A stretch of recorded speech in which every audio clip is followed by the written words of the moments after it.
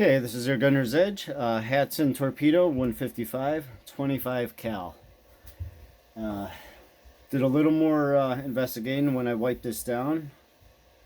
About right here, there is a taper on the barrel. This is 5,000 smaller here than over here. This is the exit of the barrel. This is the inlet. So you load the pellet here. I didn't have any O-rings that were small enough to fit over here to slide in, but I'm going to try some heat shrink. It'll add just a little gap to it, and if it doesn't work, I can just cut it right off.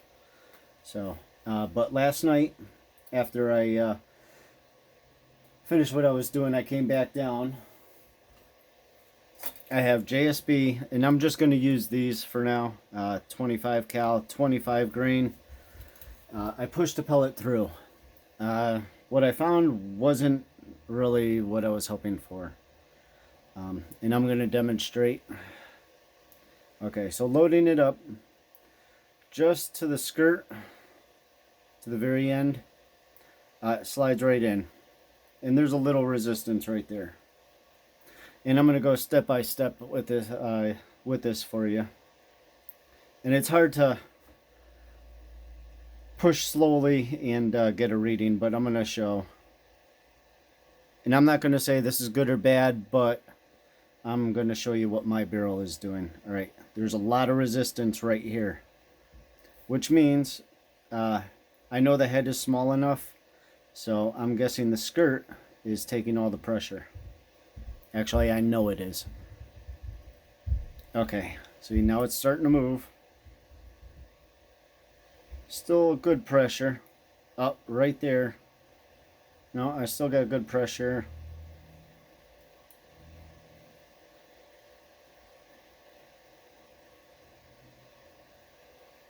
Right there.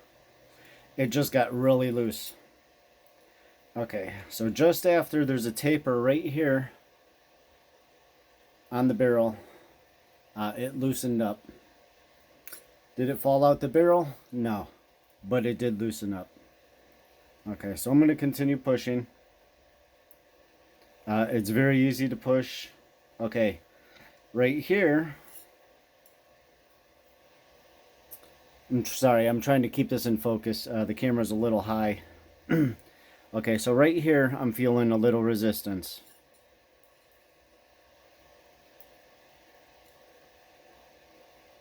A little more resistance.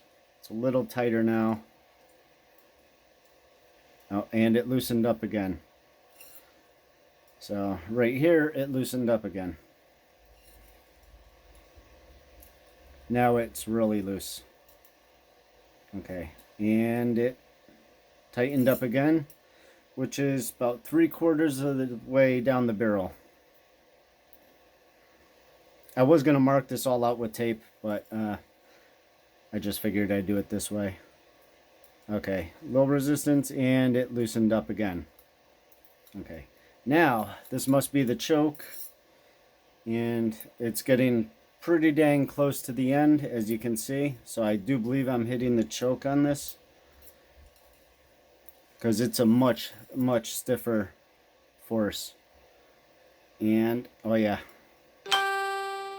Okay, and the pellet comes out. So I have loose and tight spots all the way through this. It's not a steady, even pressure, unfortunately, because I was really hoping it would be. Anyways, we're going to move the camera over, and just so I can do this a little better. And what I'm going to do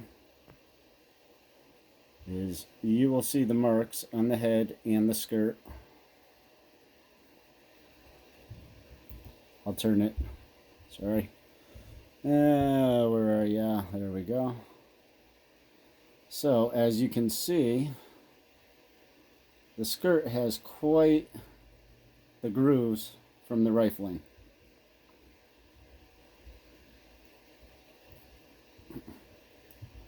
There you go. You can see that pretty good.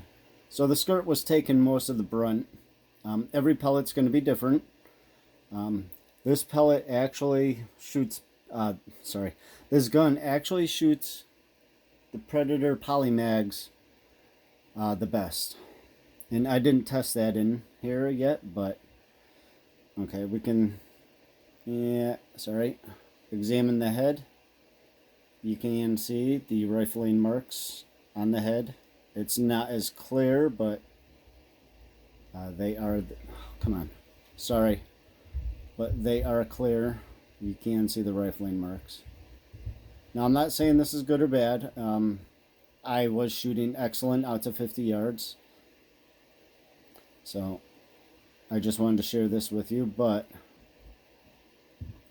at least it didn't fall all the way out or from one point to another. But I do believe because this barrel is a little thinner. Sorry. There we go. Because this barrel is thinner and it has a taper on it and it has plenty of machine marks on it where it has been handled and turned, and for whatever reason there are some spots in this barrel where it's loose and it's tight again. This is, I believe, pretty much leaded up. I think I have more than enough for the internal barrel to be leaded up. So this is not a clean barrel, which I don't usually shoot clean barrels anyways. Once you start shooting, the barrel gets leaded up. So I'm not going to just clean it because, and just to do this test, I want it to be as is, and I'm just going to go with that.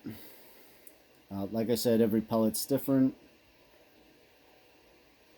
but you'll really see